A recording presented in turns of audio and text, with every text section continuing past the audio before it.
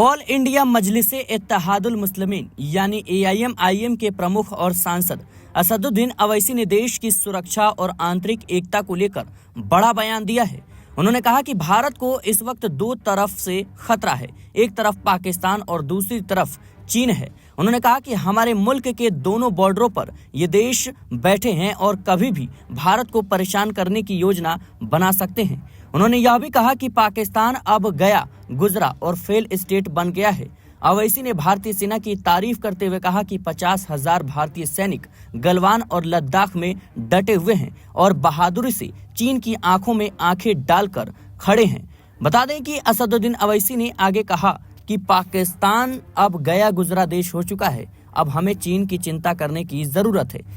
AIM chief ने हाल ही में पाकिस्तान में हुए आतंकी हमले का जिक्र करते हुए बड़ी बात कही। उन्होंने कहा कि भारत की तरफ से जो भी जवाबी कार्रवाई हुई उससे पूरा देश खुश है, उसकी पूरे देश ने तारीफ की थी और उन्होंने कहा कि देशवासियों के मन में राष्ट्रभक्ति की भावना है और देश के बड़े नेताओं को इसे मजबूत करने की जरूरत है।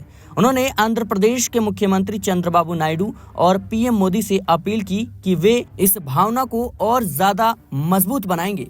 अवैसी ने वक्फ संपत्तियों से जुड़े कानूनों को लेकर के भी सवाल उठाया और कहा कि अगर इस तरह के कानून बनते रहेंगे जो समाज को बांटने का काम करते हैं तो देश की एकजुटता कैसे बरकरार रहेगी। असदुद्दीन अवैसी ने साफ तौर पर कहा कि अब हमें चीन की तरफ ध्यान देने की जरूरत है। पाकिस्तान तो वैसे भी गया गुजरा स्टेट बन गया है, यानी पाकिस्तान के हालात खराब हैं।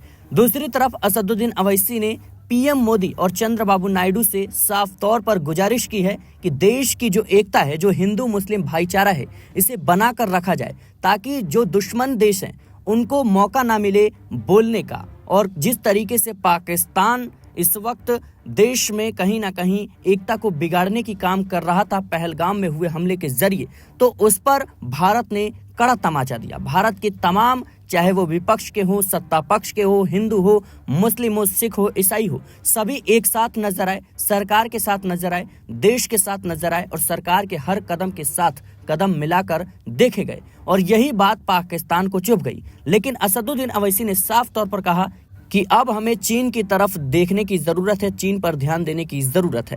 फिलहाल के लिए इस रिपोर्ट में इतना ही। देश और दुनिया की तमाम खबरों के लिए बने रहें SPN9 न्यूज के साथ।